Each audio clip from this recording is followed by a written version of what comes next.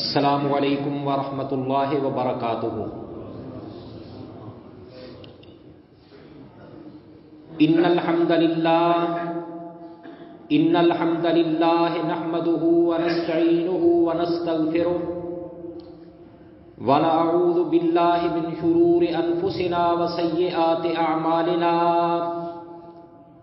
من يهده اللہ فلا مضل له ومن يضلل فلا هادي له،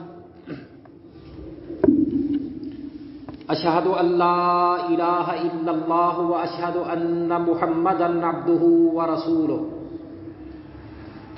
أما بعد فإن خير الحديث كتاب الله وخير الهدي هدي محمد صلى الله عليه وسلم، وشر الأمور محدثاتها وَكُلَّ مُحْدَثَةٍ بِدْعَةٍ وَكُلَّ بِدْعَةٍ ضَلَالَةٍ وَكُلَّ ضَلَالَةٍ فِي النَّارِ۔ مَن يُطِعِ اللَّهَ وَرَسُولَهُ فَقَدْ رَشَدَ وَاهْتَدَىٰ، وَمَن يَعْصِ اللَّهَ وَرَسُولَهُ فَقَدْ ضَلَّ وَغَوَىٰ۔ سُبْحَانَكَ لَا عِلْمَ لَنَا إِلَّا مَا عَلَّمْتَنَا انک انت العلیم الحکیم۔ رب اشرح لی صدری ویسر لی امری واحلل عقدۃ من لسانی یفقهوا قولی۔ اللہم انفعنا بما علمتنا وعلمنا ما ينفعنا وزدنا علما۔ اللهم صل على محمد وعلى آل محمد كما صليت على إبراهيم وعلى آل إبراهيم إنك حميد مجيد۔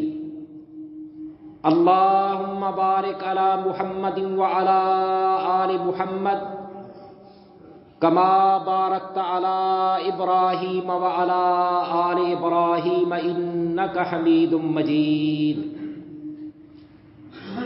أما بعد فأعوذ بالله السميع العليم من الشيطان الرجيم من همزه ونفخه ونفسه۔ بسم الله الرحمن الرحيم۔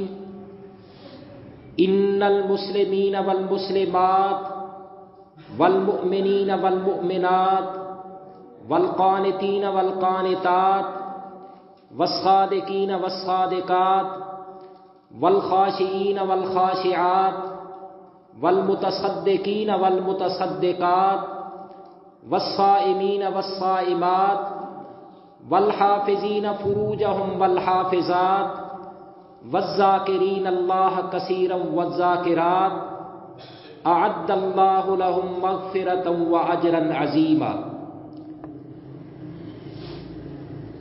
واخرج البخاری فی صحیحہ عن ابی ہریرہ رضی اللہ تعالی عنہ انہ قال قال رسول اللہ صلی اللہ علیہ وسلم کلمتان خفیفتان علی اللسان ثقیلتان حبیبتان الی الرحمن، کلمتان حبیبتان الی الرحمن خفیفتان علی اللسان ثقیلتان فی المیزان، سبحان اللہ وبحمدہ سبحان اللہ العظیم۔ تزکیہ نفس کے بارے میں بات ہو رہی تھی۔ اللہ تبارک و تعالی نے قرآن کریم میں ایک مقام پر 8 قسمیں اٹھا کر اس چیز کو ثابت کیا ہے کہ وہ شخص کامیاب ہوگا جو اپنے آپ کا تزکیہ کر لے۔ فرمایا کہ والشمس وضحاہا والقمر اذا تلاہا والنہار اذا جلاہا واللیل اذا یغشاہا والسماء وما بناہا والارض وما طحاہا ونفس وما سواہا فألہمہا فجورہا وتقواہا قد افلح من زکاہا وقد خاب من دساہا۔ اللہ تبارک و تعالی نے فرمایا کہ والشمس وضحاہا، مجھے سورج کی قسم، سورج کی روشنی کی قسم، والقمر اذا تلاہا، اور فرمایا کہ مجھے چاند کی قسم جو سورج کے بعد آتا ہے،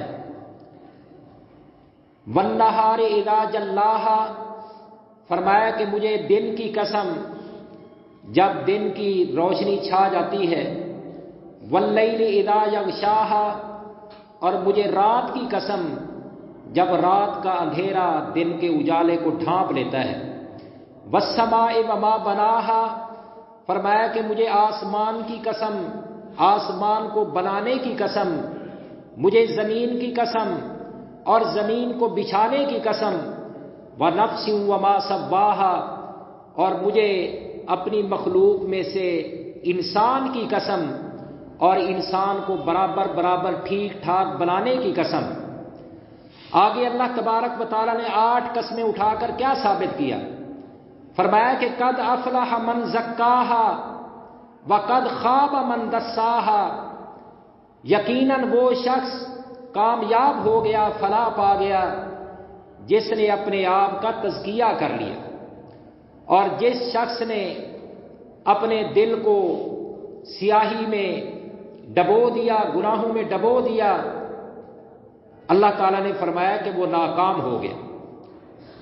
تو اس طرح تزکیہ نفس کی اہمیت ہے۔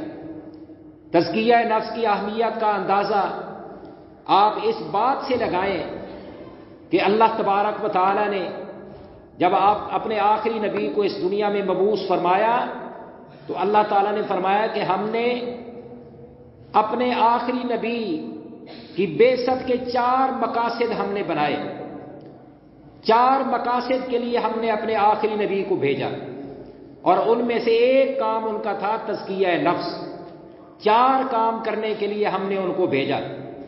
لقد من اللہ علی المؤمنین اذ بعث فیہم رسولا من انفسہم، فرمایا کہ اللہ نے مومنوں پر احسان کیا کہ ایک رسول ان کے نفسوں میں سے بھیج دیا۔ اس کے کام کیا ہے؟ یعلمہم الکتاب والحکمہ، پہلا کام یہ ہے کہ وہ انہیں کتاب کی تعلیم دیتا ہے۔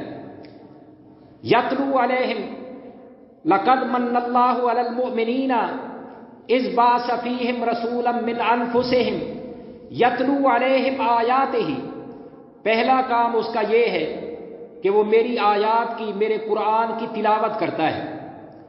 وَيُعَلِّمُهُمُ الْكِتَابَ، اور اسی طرح وَيُزَكِّيهِمْ، اور اپنی امت کے لوگوں کا تزکیہ کرتا ہے، تزکیہ نفوس کرتا ہے۔ وَيُعَلِّمُهُمُ الْكِتَابَ وَالْحِكْمَةَ، تیسرا کام یہ ہے کہ کتاب اللہ کی، قرآن مجید کی تعلیم دیتا ہے۔ اور چوتھا کام یہ ہے کہ حکمت کی، حکمت سے مراد اللہ تبارک و تعالیٰ کی شریعت، چاہے وہ قرآن کی صورت میں ہو، چاہے نبی علیہ الصلاۃ والسلام کی احادیث کی صورت میں ہو۔ اللہ تبارک و تعالیٰ نے اپنے آخری نبی کو مبعوث فرمایا، ایک کام ان کا یہ تھا کہ وہ لوگوں کا تزکیہ کرتے تھے۔ اس لیے میرے بھائیوں، تزکیہ نفس کامیابی کے لیے بہت ضروری ہے۔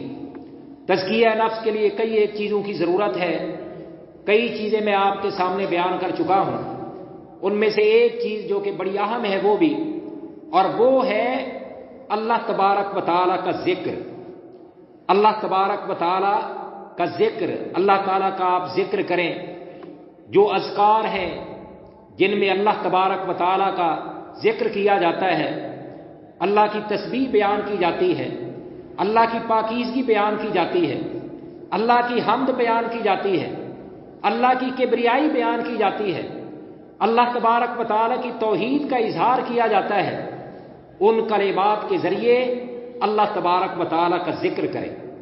اپنی زبان کو اللہ تبارک و تعالیٰ کے ذکر سے تر رکھیں، اپنے دل کو اللہ تبارک و تعالیٰ کے ذکر سے معمور رکھے۔ تو اس طرح تزکیہ نفس کے لیے اللہ تبارک و تعالیٰ کا ذکر کرنا یہ بھی بہت ضروری ہے۔ کئی ایک اذکار ہیں، اس مختصر سے وقت میں آج میں آپ کے سامنے کوشش کروں گا 4 وظیفے، 4 ذکر جو کہ بڑے آسان ہیں، کوئی بوڑھا ہے وہ بھی یہ یاد کر سکتا ہے، جوان ہے وہ بھی یاد کر سکتا ہے، جو بالکل کسی سکول یا مدرسے میں پڑھا ہوا نہیں ہے، قرآن مجید ناظرہ بھی پڑھا ہوا نہیں ہے، وہ بھی آسانی کے ساتھ ان اذکار کو یاد کر سکتا ہے۔ چھوٹے چھوٹے بچے، خواتین، وہ بھی ان اذکار کو یاد کر سکتے ہیں۔ تو بالخصوص 4 اذکار ان کو میں آپ کے سامنے آج بیان کروں گا۔ ان میں سے ایک ہے سبحان اللہ، دوسرا ذکر ہے اللہ تعالیٰ کا الحمدللہ، تیسرا ذکر ہے لا الہ الا اللہ، اور چوتھا ہے اللہ اکبر۔ سبحان اللہ، الحمدللہ، لا الہ الا اللہ، اللہ اکبر۔ یہ جو 4 وظیفے ہیں بڑا ان کا مقام ہے، بڑی اہمیت ہے۔ پہلے ہر کسی کے بارے میں الگ الگ آپ سن لیں۔ سبحان اللہ، اکیلا سبحان اللہ پڑھنا، اس کا بھی بڑا اجر و ثواب ہے۔ رسول اللہ صلی اللہ علیہ وسلم کی حدیث ہے، فرمایا کہ سبحان اللہ نصف المیزان والحمد للہ تملأہ، اور فرمایا کہ واللہ اکبر یملأ ما بین السماء والارض۔ فرمایا کہ سبحان اللہ اگر کوئی شخص اپنی زبان سے ایک بار سبحان اللہ کہہ دے، فرمایا کہ کل قیامت کے دن وہ میزان جسے 7 آسمان پوری زمین مل کر بھی اسے نہیں بھر سکے گی، اس آدھے میزان کو تمہاری زبان سے نکلا ہوا یہ کلمہ سبحان اللہ یہ اسے بھر دے گا۔ اور فرمایا کہ الحمدللہ تملأ المیزان، جو شخص اپنی زبان سے الحمدللہ کہتا ہے کل قیامت کے دن یہ پورے میزان کو بھر دے گا۔ اور فرمایا کہ اللہ اکبر یملأ ما بین السماء والارض، اللہ اکبر اس کا اتنا وزن ہے کہ آسمان اور زمین کے درمیان جو خلا ہے، اگر آپ اسے پڑھیں گے تو نیکیوں کے ساتھ یہ سارا خلا پر ہو جائے گا۔ اسی طرح سبحان اللہ، الحمدللہ، اس کے بارے میں الگ طور پر بہت ساری احادیث ہیں۔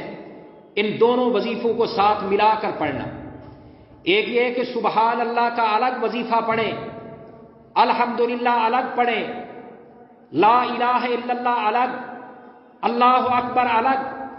ایک یہ کہ سبحان اللہ الحمدللہ یا سبحان اللہ و بحمدہ اسے ملا کر پڑھیں، جس میں اللہ تبارک و تعالیٰ کی پاکیزگی بھی بیان کی جائے، اللہ تبارک و تعالیٰ کی حمد بھی بیان کی جائے۔ رسول اللہ صلی اللہ علیہ وسلم کی اس بارے میں کئی ایک احادیث ہیں۔ ایک حدیث میں نبی علیہ الصلوۃ والسلام نے فرمایا کہ جو شخص اپنی زبان سے سبحان اللہ و بحمدہ پڑھتا ہے، آپ صلی اللہ علیہ وسلم نے فرمایا کہ جنت میں اس کے لیے کھجور کا ایک درخت لگا دیا جاتا ہے۔ ادھر وہ پڑھتا ہے سبحان اللہ و بحمدہ، ادھر جنت میں اس کے لیے کھجور کا ایک درخت لگا دیا جاتا ہے۔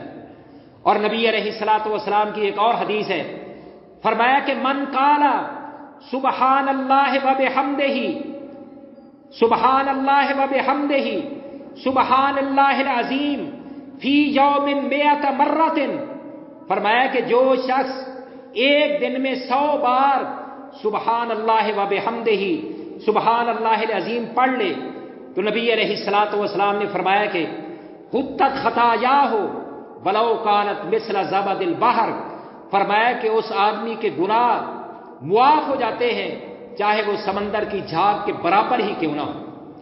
اور رسول اللہ صلی اللہ علیہ وسلم کی ایک حدیث ہے، آپ صلی اللہ علیہ وسلم نے فرمایا کہ احب الکلام الی اللہ سبحان اللہ و بحمدہ، فرمایا کہ اللہ تبارک و تعالیٰ کے ہاں جتنے بھی کلمات ہیں ان کلمات میں سے سب سے محبوب کلمے یہ دو کلمے ہیں، سبحان اللہ و بحمدہ، سبحان اللہ العظیم۔ رسول اللہ صلی اللہ علیہ وسلم کی ایک اور حدیث جو کہ بخاری شریف کی آخری حدیث ہے، بلوغ المرام کی آخری حدیث ہے، الجامع الکامل کی آخری حدیث ہے، اور اس کے علاوہ اکثر حدیث کی کتابوں کے اندر موجود ہے۔ حضرت ابو ہریرہ رضی اللہ تعالی عنہ حدیث کے راوی ہیں، فرماتے ہیں کہ رسول اللہ صلی اللہ علیہ وسلم نے فرمایا کلمتان خفیفتان علی اللسان، فرمایا کہ دو کلمے ایسے ہیں جو زبان پر بڑے ہلکے ہیں، حبیبتان الی الرحمن ثقیلتان فی المیزان، ترازو کے اندر بڑے بھاری ہیں اور اللہ تبارک و تعالیٰ کو بڑے محبوب ہیں۔ وہ کون سے دو کلمے ہیں؟ فرمایا کہ سبحان اللہ و بحمدہ، سبحان اللہ العظیم۔ سبحان اللہ سے مراد سبحان اللہ ہے اور وبحمدہ سے مراد الحمدللہ ہے۔ تو ان دونوں کو ملا کر پڑھنا اس کا بھی بڑا اجر و ثواب ہے۔ اسی طرح لا الہ الا اللہ، صرف لا الہ الا اللہ، یہ بھی ایک وظیفہ ہے اور اللہ تبارک و تعالیٰ کو بہت پسند ہے۔ بعض لوگ اللہ تبارک و تعالیٰ کا ذکر کرتے ہیں ان اذکار سے ہٹ کر جن اذکار کی تعلیم ہمیں نبی علیہ الصلوۃ والسلام نے دی ہے، وہ اپنی طرف سے یہ وظیفہ جی فلاں نے بتایا، یہ فلاں نے بتایا، یا باسطو یا باسطو یا باسطو 100 دفعہ پڑھو۔ ایسے اذکار، ایسے وظائف جن کی تعلیم نبی علیہ الصلوۃ والسلام نے نہیں دی، اجر و ثواب اسی میں ہے جس کی تعلیم اللہ کے پیغمبر نے دی ہے، اور افضل فضیلت والے وہی ہیں جن کی تعلیم نبی علیہ الصلوۃ والسلام نے دی ہے۔ تو آپ صلی اللہ علیہ وسلم نے لا الہ الا اللہ کے بارے میں کیا فرمایا؟ بعض لوگ اللہ کا ذکر کرتے ہیں، صرف اللہ اللہ پڑھتے ہیں، بس اللہ اللہ اللہ اللہ، اس انداز میں نبی علیہ الصلوۃ والسلام نے آپ حدیث اٹھا کر دیکھ لیں، کوئی ایسا وظیفہ نہیں بتلایا جس کے اندر صرف لفظ اللہ ہو۔ لفظ اللہ یہ کوئی وظیفہ نہیں۔ ہاں، جب اللہ کے ساتھ آپ اللہ سبحان اللہ کہیں گے پھر وظیفہ بنے گا۔ لفظ اللہ کے ساتھ لا الہ الا اللہ کہیں گے پھر یہ وظیفہ بنے گا، پھر یہ ذکر بنے گا۔ لفظ اللہ کے ساتھ الحمدللہ پڑھیں گے پھر یہ وظیفہ بنے گا۔ لفظ اللہ کے ساتھ اللہ اکبر کہیں گے پھر یہ وظیفہ بنے گا۔ لفظ اللہ کے ساتھ لا حول ولا قوت الا باللہ یہ پڑھیں گے تو پھر یہ وظیفہ بنے گا۔ رسول اللہ صلی اللہ علیہ وسلم کی حدیث ہے، فرمایا کہ افضل الذکر لا الہ الا اللہ وافضل الدعاء الحمدللہ، فرمایا کہ سب سے افضل ذکر اللہ تبارک و تعالیٰ کے ہاں لا الہ الا اللہ ہے، کہ آپ لا الہ الا اللہ پڑھا کریں۔ اور فرمایا کہ دعاؤں میں سے اللہ تبارک و تعالیٰ کے ہاں سب سے پسندیدہ دعا الحمدللہ ہے۔ حضرت موسیٰ علیہ السلام کے بارے میں آتا ہے، انہوں نے اللہ تبارک و تعالیٰ سے سوال کیا کہ یا اللہ مجھے کوئی ایسا ذکر بتلائیے جس کے ساتھ میں آپ کا ذکر کروں۔ اللہ تبارک و تعالیٰ نے فرمایا کہ لا الہ الا اللہ پڑھا کرو، لا الہ الا اللہ، جس کا معنی یہ ہے کہ اللہ کے علاوہ کوئی بھی عبادت کے لائق نہیں۔ موسیٰ علیہ السلام نے فرمایا کہ یا اللہ یہ تو میں پڑھتا ہی ہوں، میرا ایمان ہے، میرا عقیدہ ہے کہ یا اللہ تیرے علاوہ عبادت کے لائق کوئی نہیں، اس سے ہٹ کر مجھے کوئی وظیفہ بتلایا جائے۔ اللہ تبارک و تعالیٰ نے فرمایا کہ لا الہ الا اللہ یہ ایک ایسا ذکر ہے، فرمایا کہ کل قیامت کے دن جب اسے میزان میں رکھا جائے گا تو فرمایا کہ ساتوں آسمان اور پوری زمین، فرمایا کہ اس سے بھی یہ بھاری ہوگا۔ اسی طرح اللہ اکبر، اس کی بھی بڑی فضیلت ہے، بڑا مقام ہے، بلکہ آپ دیکھ لیں نماز کے اندر مختلف مقامات پر اللہ اکبر یہ نماز کے اندر رکھ دیا گیا ہے۔ ہم نماز کی ابتدا کرتے ہیں اللہ اکبر کہتے ہیں، رکوع میں جاتے ہیں اللہ اکبر کہتے ہیں، سجدے میں جاتے ہیں اللہ اکبر کہتے ہیں، سجدے سے سر اٹھاتے ہیں اللہ اکبر کہتے ہیں۔ اور اللہ کے پیغمبر نے فرمایا کہ جب تم کسی ٹیلے پہ، کسی پہاڑ پہ، کسی جو ہے نا وہ اوپر والی جگہ پہ چڑھنے کا ارادہ کرو، سیڑھیاں چڑھو، تو فرمایا کہ اللہ اکبر پڑھو۔ ہم اذان کہتے ہیں، اذان سنتے ہیں، اس کے اندر آپ دیکھ لیں کہ کتنی بار اللہ اکبر کا لفظ آیا ہے۔ یہ بھی اللہ تبارک و تعالیٰ کو بڑا محبوب ہے۔ تو یہ بالخصوص یہ چاروں وظیفے، سبحان اللہ، الحمدللہ، لا الہ الا اللہ، اللہ اکبر، اس کا بہت زیادہ اہتمام کیا کریں، الگ الگ بھی اور ان چاروں کو ملا کر بھی اس کا اہتمام کیا کریں۔ رسول اللہ صلی اللہ علیہ وسلم کی اس بارے میں کئی ایک احادیث ہیں۔ ایک حدیث میں نبی علیہ الصلوۃ والسلام نے فرمایا کہ صحیح حدیث ہے مسلم شریف کی، فرمایا کہ افضل الکلام بعد القرآن اربعۃ، فرمایا کہ قرآن کے بعد سب سے جو افضل کلام ہے اللہ تبارک و تعالیٰ کے ہاں، فرمایا کہ وہ 4 کلمات ہیں۔ کون سے 4 کلمات؟ سبحان اللہ والحمد للہ ولا الہ الا اللہ واللہ اکبر۔ اور ایک حدیث میں آیا کہ احب الکلام الی اللہ اربع، فرمایا کہ کلمات میں سے سب سے پسندیدہ کلمات اللہ تبارک و تعالیٰ کے ہاں 4 ہیں، سبحان اللہ والحمد للہ ولا الہ الا اللہ واللہ اکبر۔ اور فرمایا کہ لا یضرک بأیہن، فرمایا کہ ان میں سے جون سا بھی آپ پہلے پڑھ لیں کوئی نقصان نہیں ہوگا، چاہے آپ سبحان اللہ پہلے پڑھ لیں، الحمدللہ پہلے پڑھ لیں، لا الہ الا اللہ پہلے پڑھ لیں، اللہ اکبر پہلے یہ وظیفہ پڑھ لیں۔ اور اسی طرح نبی علیہ الصلوۃ والسلام کی ایک اور حدیث ہے، ایک دفعہ آپ صلی اللہ علیہ وسلم نے اپنے صحابہ کرام کو کہا خذوا انی جنتکم، فرمایا کہ اے میرے صحابہ کرام مجھ سے ایک ڈھال لے لو، ڈھال۔ صحابہ کرام نے کہا جی کون سی ڈھال؟ وہ ڈھال جو میدان جنگ میں ہمیں دشمن سے بچائے گی۔ فرمایا کہ نہیں، وہ ڈھال نہیں۔ فرمایا کہ خذوا انی جنتکم، مجھ سے وہ ڈھال لے لو جو کل قیامت کے دن تمہیں جہنم کی آگ سے بچائے گی۔ صحابہ کرام نے کہا کہ یا رسول اللہ صلی اللہ علیہ وسلم جلدی وہ ڈھال دیجئے۔ فرمایا کہ وہ اس طرح ہے کہ کل قیامت کے دن بعض لوگ ان کے بارے میں اللہ تبارک و تعالیٰ کی طرف سے یہ فیصلہ ہوگا، فرشتوں کو کہا جائے گا کہ آپ انہیں جہنم کی طرف لے کر جائیں۔ فرشتے اس گروہ کو جہنم کی طرف لے کر جا رہے ہوں گے کہ اچانک ان کے سامنے ایک ڈھال، ایک رکاوٹ، ایک دیوار کھڑی ہو جائے گی۔ فرشتوں کو بھیجنے والا، فرشتوں کو حکم دینے والا یہ بھی اللہ تبارک و تعالیٰ ہوں، اور وہ رکاوٹ کھڑی کرنے والے وہ بھی اللہ تبارک و تعالیٰ کی طرف سے ہوگی۔ فرشتے اللہ تبارک و تعالیٰ کے پاس آئیں گے کہ یا اللہ وہ تو آگے ایک رکاوٹ آ گئی، ہم انہیں جہنم کی طرف کیسے لے کر جائیں؟ اللہ تبارک و تعالیٰ فرمائیں گے اچھا اگر وہ رکاوٹ آ گئی پھر میرے ان بندوں کو جہنم کی طرف لے کر نہ جاؤ، بلکہ وہاں سے جنت کی طرف لے کر جاؤ اور جنت میں جا کر داخل کر دو۔ فرمایا کہ میں تمہیں وہ ڈھال دینے لگا ہوں۔ تو صحابہ کرام نے پوچھا کہ وہ ڈھال کون سی ہے؟ فرمایا کہ کثرت کے ساتھ یہ وظیفہ پڑھا کرو، سبحان اللہ والحمد للہ ولا الہ الا اللہ واللہ اکبر، جس کے اندر یہ چاروں کلمات ہیں۔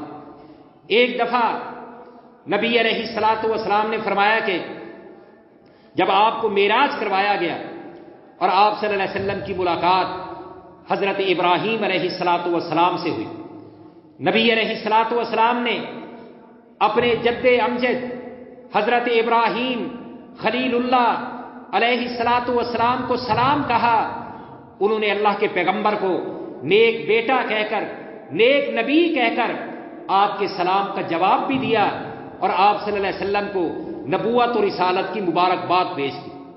بیٹے بیٹھ جائے، بیٹھ جائے آگے ادھر۔ ساتھ ہی انہوں نے کہا، اے محمد صلی اللہ علیہ وسلم جب واپس زمین پر جاؤ، فرمایا کہ اپنی امت کے لوگوں کو میری طرف سے سلام پیش کرنا، اور ساتھ انہیں میرا ایک پیغام بھی دینا۔ یہ جو جنت کی زمین ہے، طیبۃ التربہ وعذبۃ الماء، یہاں کا پانی بڑا میٹھا ہے اور زمین بڑی زرخیز ہے، لیکن ہے چٹیل میدان، اس کو آباد، اس کی شجرکاری اور اس میں باغات وہ تم نے خود لگانے ہیں۔ اور وہ باغات لگانے کا طریقہ کیا ہے؟ فرمایا کہ کثرت کے ساتھ یہ وظیفہ پڑھا کرو، سبحان اللہ والحمد للہ ولا الہ الا اللہ واللہ اکبر۔ اسی طرح ایک حدیث میں آتا ہے کہ نبی علیہ الصلوۃ والسلام اپنے صحابہ کرام کے ساتھ ایک دفعہ سفر پہ جا رہے تھے، صحابہ کرام کی جماعت لشکر اللہ کے پیغمبر کے ساتھ تھا۔ نبی علیہ الصلوۃ والسلام نے رستے سے ہٹ کر آپ صلی اللہ علیہ وسلم نے ایک درخت دیکھا جس کے پتے سوکھے ہوئے تھے۔ نبی علیہ الصلوۃ والسلام نے نصیحت کے لیے موقع کو غنیمت جانا، اللہ کے پیغمبر راستے سے نیچے اترے اور اس درخت کے قریب پہنچ گئے۔ صحابہ کرام بھی آپ کے پیچھے پیچھے۔ نبی علیہ الصلوۃ والسلام نے اس درخت کے تنے کو پکڑا اور آپ صلی اللہ علیہ وسلم نے اسے زور زور سے ہلانا شروع کر دیا، حتیٰ کہ اس درخت کے اوپر جتنے بھی پتے تھے وہ سارے کے سارے نیچے گر گئے، اور قریب تھا کہ وہ درخت بھی ہلنے کی وجہ سے نیچے گر جاتا۔ پھر نبی علیہ الصلوۃ والسلام صحابہ کرام کی طرف متوجہ ہوئے اور آپ صلی اللہ علیہ وسلم نے فرمایا کہ اے میرے صحابہ کرام، اگر کوئی شخص اس نے اتنے گناہ کیے ہوں جتنے اس درخت کے پتے ہیں، گناہوں کے اندر لتھڑا ہوا ہو، ہر طرف گناہ ہی گناہ ہوں، اور آپ نے فرمایا کہ اگر وہ شخص ایک وظیفہ ہے، اگر وہ وظیفہ پڑھ لے تو اس کے سارے گناہ اس طرح جھڑ جائیں گے جس طرح کہ اس درخت کے پتے جھڑ گئے۔ اور فرمایا کہ وہ وظیفہ یہ ہے، سبحان اللہ والحمد للہ ولا الہ الا اللہ واللہ اکبر۔ اور اللہ کے پیغمبر کی ایک اور حدیث ہے، فرمایا کہ اگر کوئی شخص رات کو سویا ہوا ہو اور اچانک اس کی نیند کھل جائے، بیدار ہو جائے، اور فرمایا کہ بیدار ہوتے ہی وہ اپنی زبان سے یہ چاروں کلمات پڑھ لے، سبحان اللہ والحمد للہ ولا الہ الا اللہ واللہ اکبر، یہ چاروں وظیفے پڑھ لے، اور فرمایا کہ اس کے بعد، ان کے پڑھنے کے بعد اللہ تبارک و تعالی سے جو بھی دعا کرے گا اللہ تبارک و تعالی اس کی دعا کو قبول کریں گے۔ اس کے بعد پھر کہے کہ اللہم اغفر لی، یا اللہ میرے گناہوں کو معاف کر دے، اللہ تعالیٰ اس کے گناہوں کو معاف کر دے گا، اور جو بھی اللہ سے مانگے گا اللہ تبارک و تعالیٰ اپنے اس بندے کو عطا کر دے گا۔ اس لیے میرے بھائیوں، اپنی زبان سے اللہ تبارک و تعالیٰ کا ذکر کیا کریں۔ اللہ تبارک و تعالیٰ نے قرآن مجید میں فرمایا ہے، ان المسلمین والمسلمات، مسلمان مرد، مسلمان عورتیں، مومن مرد، مومن عورتیں، اور اللہ کی عبادت کرنے والے مرد، عبادت کرنے والی عورتیں، صبر کرنے والے مرد، صبر کرنے والی عورتیں، اللہ تبارک و تعالیٰ سے ڈرنے والے مرد، ڈرنے والی عورتیں، اللہ کے راستے میں مال خرچ کرنے والے مرد، مال خرچ کرنے والی عورتیں، سچ بولنے والے مرد، سچ بولنے والی عورتیں، اور اپنی عفت پاک دامنی کی حفاظت کرنے والے مرد، حفاظت کرنے والی عورتیں، اور کثرت کے ساتھ والذاکرین اللہ کثیرا والذاکرات، کثرت کے ساتھ اللہ کا ذکر کرنے والے مرد، ذکر کرنے والی عورتیں، اعد اللہ لہم مغفرۃ واجرا عظیما، اللہ تبارک و تعالی نے اپنے ان بندوں کے لیے مغفرت، بخشش، گناہوں کی معافی اور اجر عظیم تیار کر کے رکھا ہے۔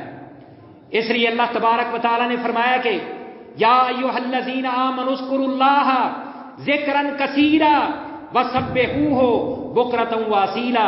اللہ نے فرمایا کہ اے ایماندارو، اللہ تبارک و تعالیٰ کا کثرت کے ساتھ ذکر کیا کرو، وسبحوہ بکرۃ واصیلا، اور صبح بھی شام بھی اللہ تبارک و تعالیٰ کی تسبیح بیان کیا کرو، اللہ کی تسبیح بیان کیا کرو۔ اور مقام پہ اللہ تبارک و تعالیٰ نے فرمایا کہ تسبح لہ السماوات السبع والارض، فرمایا کہ ومن فیہن، ساتوں آسمان، پوری زمین اور جو کچھ ان ساتوں آسمانوں میں اور زمین پر ہے، یہ سب کے سب اللہ تبارک و تعالیٰ کی تسبیح بیان کرتے ہیں۔ آسمان اللہ کی تسبیح بیان کرتا ہے، سورج، چاند، ستارے اللہ کی تسبیح بیان کرتے ہیں، اور پھر یہ زمین کی مٹی، ریت کے ذرات، یہ درخت، یہ پودے، یہ درختوں کے پتے، یہ بارش کے قطرات، یہ سمندر میں رہنے والی مخلوقات، یہ چرند پرند، یہ سب کے سب اللہ تبارک و تعالیٰ کی تسبیح بیان کرتے ہیں۔ اور آگے اللہ تبارک و تعالیٰ نے کیا فرمایا؟ فرمایا کہ وَإِن مِّن شَيْءٍ إِلَّا يُسَبِّحُ بِحَمْدِهِ، فرمایا کہ اس پوری کائنات کے اندر کوئی بھی ایسی چیز نہیں جو اللہ کی تسبیح بیان نہ کرتی ہو، ہر چیز اللہ تبارک و تعالیٰ کی تسبیح بیان کرتی ہے۔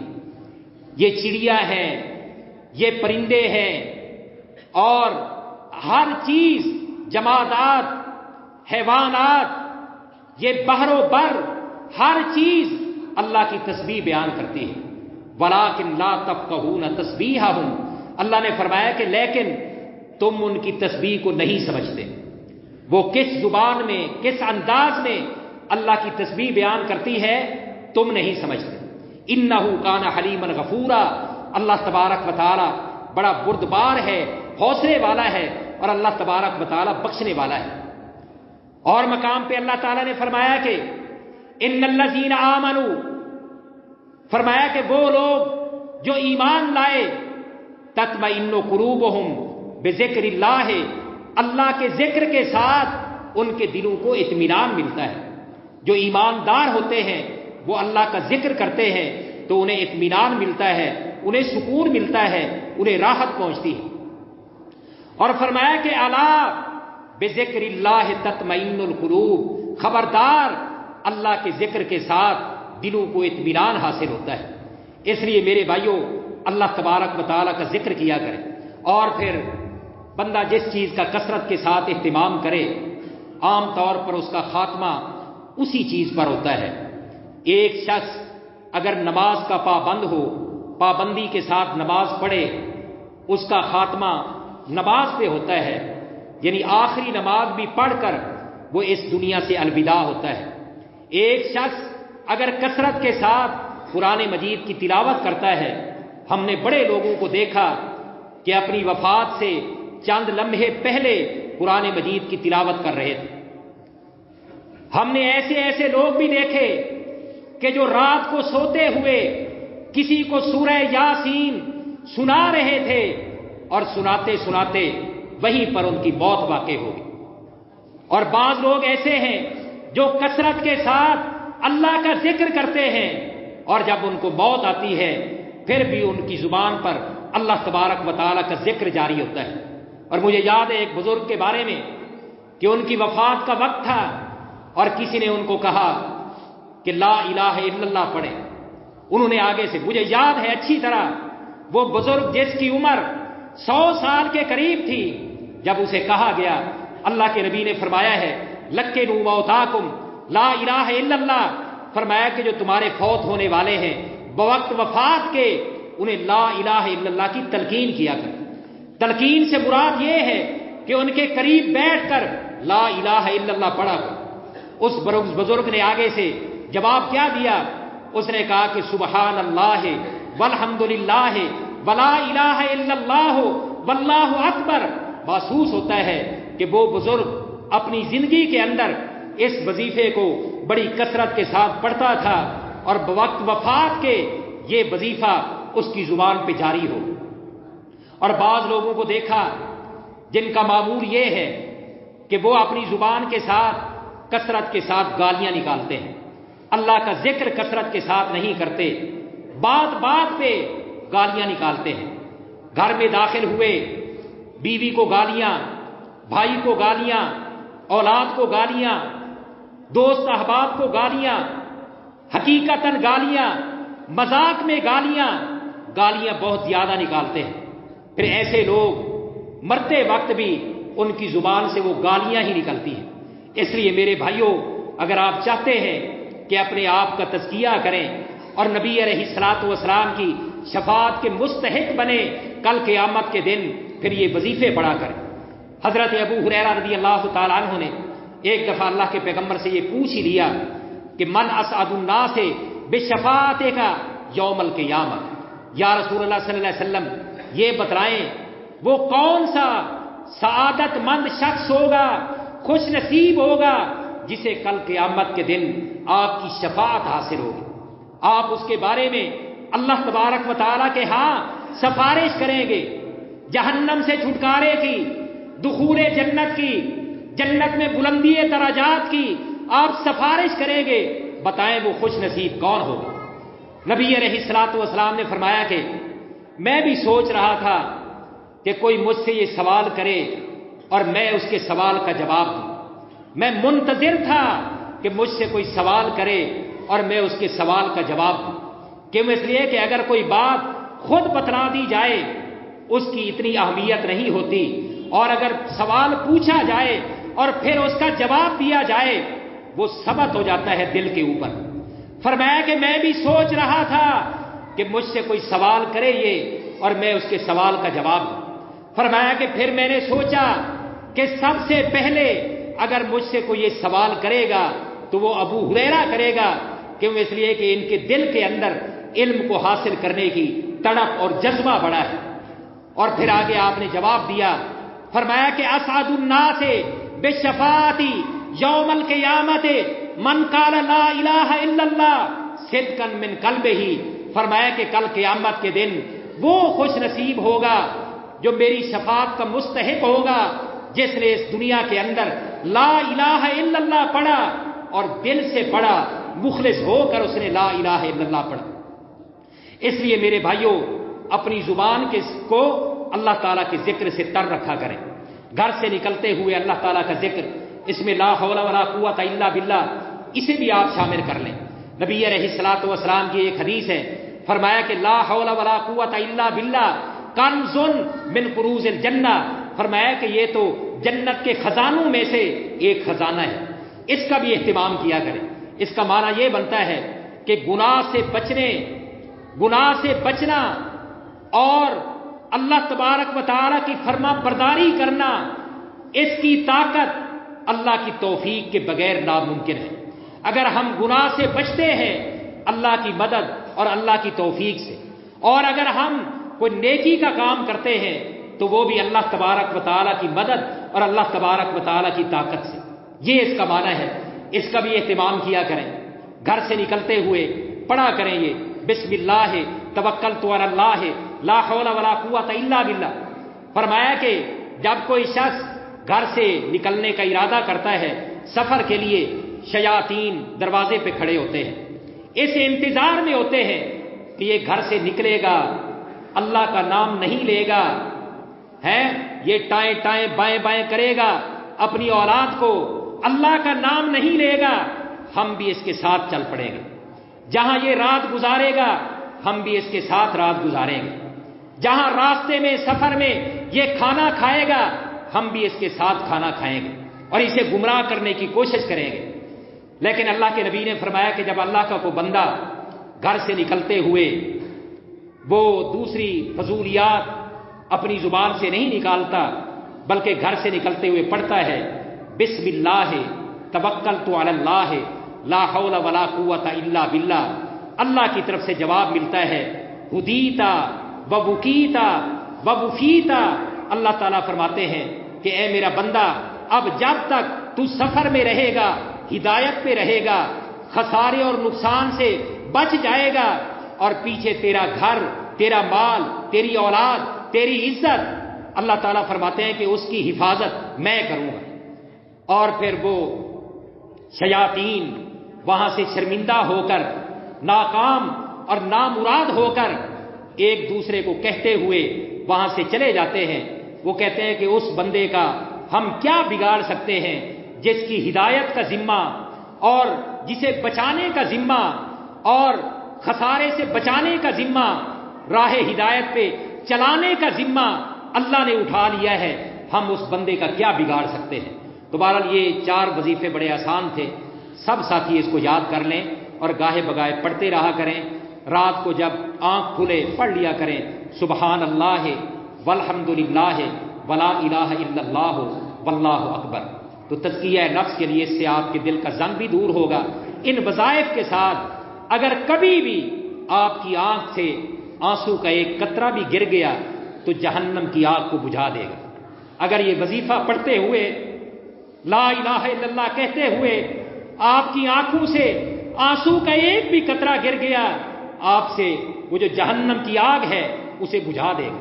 ایک صحابی کے بارے میں آتا ہے کہ اللہ کا ذکر کر رہے تھے اور ان کی آنکھ سے آنسو کا ایک قطرہ گرا، انہوں نے زمین پہ نہیں گرنے دیا، وہ قطرہ پورے اپنے چہرے کے اوپر مل لی اور یہ کہا کہ اللہ تبارک و تعالیٰ کے پیغمبر نے فرمایا ہے کہ یہ آنسو کا وہ قطرہ جس جگہ پر گرے گا اللہ تعالیٰ اس جگہ پر جہنم کی آگ کو حرام کر دیں۔ میں نے لہٰذا اللہ کے خوف سے، اللہ کے ڈر سے، اللہ کو یاد کرتے ہوئے میری آنکھوں سے آنسو کا یہ جو قطرہ گرا ہے میں نے اسے اپنے پورے چہرے کے اوپر مل لیا ہے۔ اللہ تعالیٰ سے دعا ہے کہ اللہ تبارک و تعالیٰ ہمارے دلوں کے زنگ، دلوں کی سیاہی کو دور کر دے۔ اور یہ جو تزکیہ نفس کے حوالے سے 4 جمعے غالباً میں نے پڑھائے ہیں، اللہ مجھے بھی آپ سب کو بھی اس پہ عمل کرنے کی توفیق عطا فرمائے۔ اقول قولی ھذا وباللہ التوفیق۔